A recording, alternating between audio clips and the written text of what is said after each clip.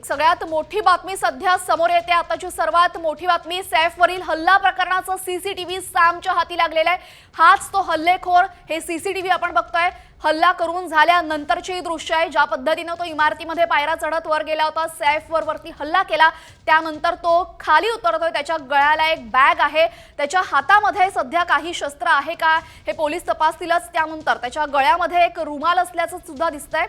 आपण पाहतोय हे सीसीटीव्ही सामच्या हाती लागलेला आहे। हल्लेखोराचा फोटो सर्वात आधी सामच्या हाती लागल्यानंतर आता सैफवर हल्ला करणाऱ्या हल्लेखोराचं सीसीटीव्ही फुटेज सामच्या हाती लागलेलं आहे। अतिशय उच्चभ्रू अशी सोसायटी आहे। या सोसायटीच्या 12व्या माळ्यावर सैफ अली खान त्याच्या कुटुंबियांसोबत राहतो आणि सैफ अली खानवर हल्ला झाल्यानंतर पळत येतानाचं हे दृश्य आपण बघतोय।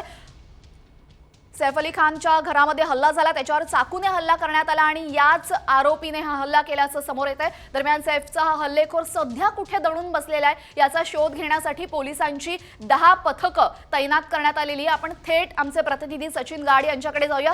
सचिन, हल्लेखोराचं सीसीटीव्ही सामच्या हाती लागलेलं आहे, काय अपडेटेड माहिती तुमच्याकडे आहे?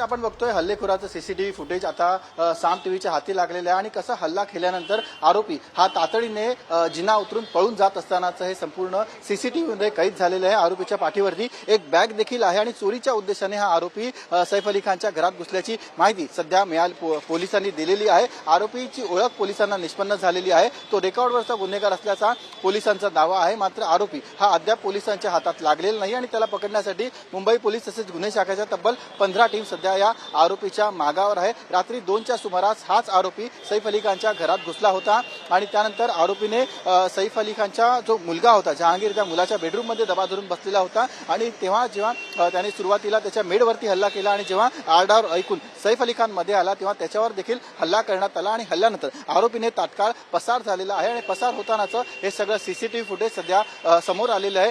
जिन्यावरून लगबगीने पळताना आरोपी हा सीसीटीव्ही दृश्यांमध्ये कैद झालेला आहे। पळताना आरोपी हा सीसीटीव्ही मध्ये बघतो देखील की आपल्यावरती कोणत्या कॅमेराची नजर तर नाहीये ना, आणि तेव्हाच आरोपी हा सीसीटीव्ही कॅमेरामध्ये रेकॉर्ड झाल्याचं, चित्रित झाल्याचं आपल्याला दिसून येते आणि याच सीसीटीव्हीच्या माध्यमातून सध्या वांद्रे पोलीस तसेच मुंबई गुन्हे शाखा आरोपीला सध्या पकडण्यासाठी शर्थीचे प्रयत्न करत आहे। तब्बल 15 टीम या पोलिसांनी केलेल्या आहेत। अशी देखील सूत्रांची माहिती आहे की हा आरोपी हा रेकॉर्डवरचा क्रिमिनल असू शकतो आणि म्हणूनच आपण पकडले जाऊ नये म्हणून आरोपी सतत त्याचं लोकेशन बदलत आहे आणि म्हणूनच आपण बघतोय की आरोपीला पकडण्यासाठी सध्या पोलिसांना अडचणी येतात। मात्र आपण लवकरात लवकर आरोपीपर्यंत पोहोचू आणि या सगळ्याचा छडा लावू असा दावा देखील सध्या मुंबई पोलिसांकडून केला जातोय।